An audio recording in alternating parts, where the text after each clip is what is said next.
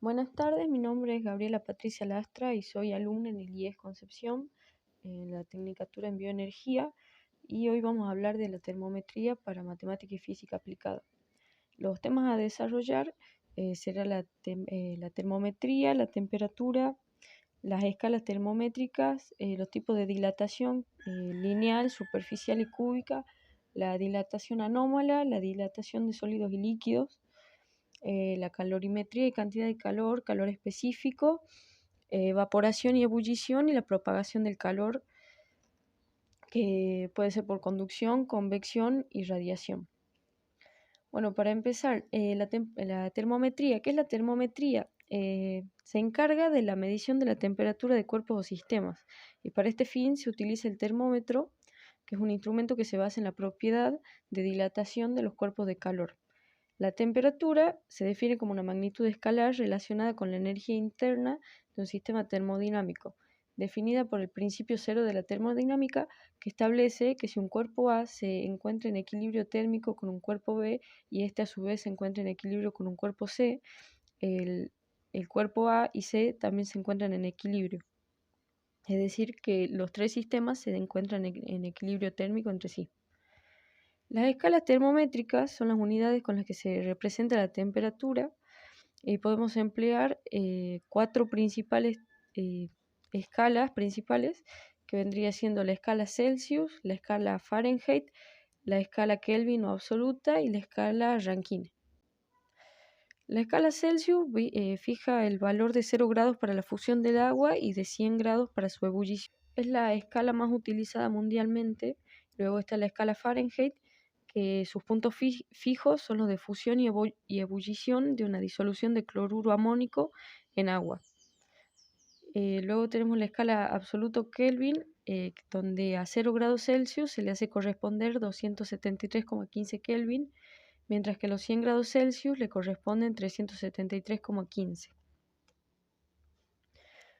Bueno, luego tenemos el tema de dilatación. La dilatación, ¿qué es? Es el aumento o disminución de las dimensiones de un cuerpo cuando se le somete a cambio de temperatura. Por ejemplo, cuando un cuerpo se calienta, es decir, que aumenta la temperatura, ocurre que en su estructura interna aumenta las distancias intermoleculares, de tal manera que el cuerpo experimenta un cambio en sus dimensiones originales, o sea que cambia de tamaño.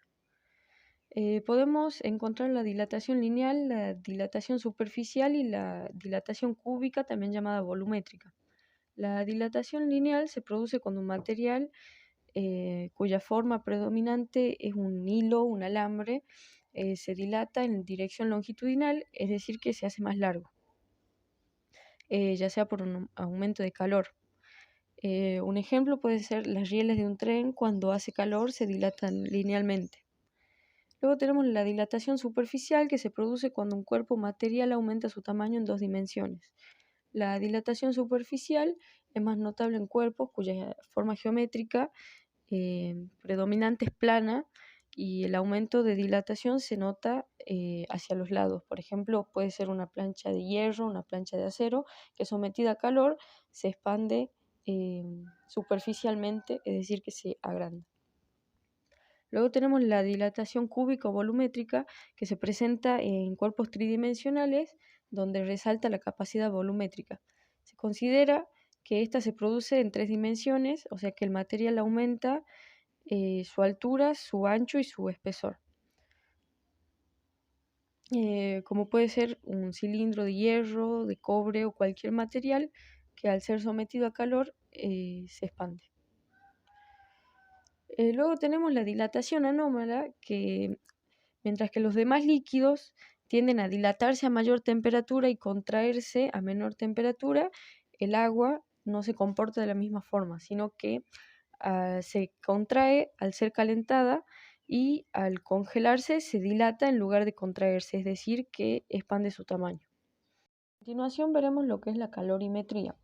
La calorimetría es la ciencia o el acto de medir los cambios en las variables de estado de un cuerpo para derivar la transferencia de calor asociada con los cambios de su estado debido a reacciones químicas, cambios físicos o transiciones de fase. Esta se realiza con un calorímetro.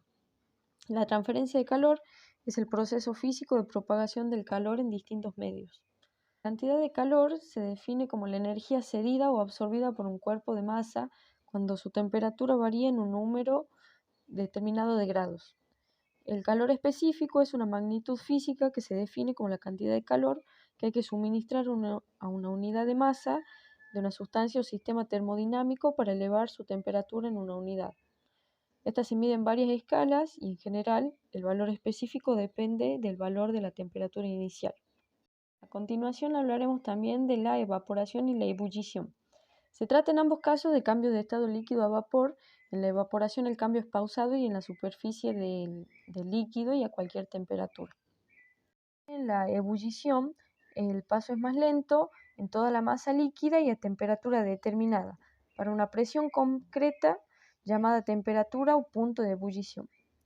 La evaporación es el proceso físico por el cual la materia pasa de un estado líquido al estado gaseoso y es un proceso lento y gradual que ocurre cuando la materia en estado líquido recibe cierta cantidad de temperatura. Algunos ejemplos de evaporación en la ropa húmeda colgada a la intemperie, esta se seca. Los charcos que se forman tras las lluvias también se evaporan con el sol. La evaporación solo se produce en la superficie del líquido y algunos se evaporan más rápido que otros en la misma temperatura. La evaporación no debe confundirse con la ebullición, que solo se da a un nivel de temperatura específico para cada sustancia. La ebullición ocurre cuando la presión de vapor líquido es igual a la presión que rodea el líquido, y todas las moléculas de este líquido ejercen presión y se transforman en gas. La evaporación es un proceso que se genera con aumento de temperatura por debajo del punto de ebullición. Esa es la diferencia entre ebullición y evaporación. Algunos ejemplos de puntos de ebullición de algunos elementos químicos son, por ejemplo, el proceso de ebullición del agua es a los 100 grados Celsius, el punto de ebullición de la plata es a los 2262 grados Celsius y el punto de ebullición del nitrógeno es a menos 193 grados Celsius. También veremos la transmisión de calor que puede ocurrir de tres formas, puede ser por conducción, por convección o por radiación. La transmisión de calor por conducción es el proceso a partir del cual el calor se propaga debido a la agitación térmica de las moléculas. Es un proceso muy sencillo de entender y a la vez invisible porque solo ocurre transferencia de calor sin nada físico visible. Es la razón por la cual los objetos, en un tiempo más o menos prolongado, acaban por adquirir la misma temperatura en toda su extensión. Y algunos ejemplos de conducción sería lo largo de los instrumentos para manipular carbón u otros elementos potencialmente calientes, ya que si su extensión fuera más corta, la transferencia de calor sería más rápida y no se podría tocar con ninguno de los extremos con la mano, ya que se empieza a calentar a lo largo de toda su extensión. También el hielo en una taza de agua caliente se derrite por medio de la conducción. Y al hervir agua, la llama conduce el calor al recipiente a través de la conducción.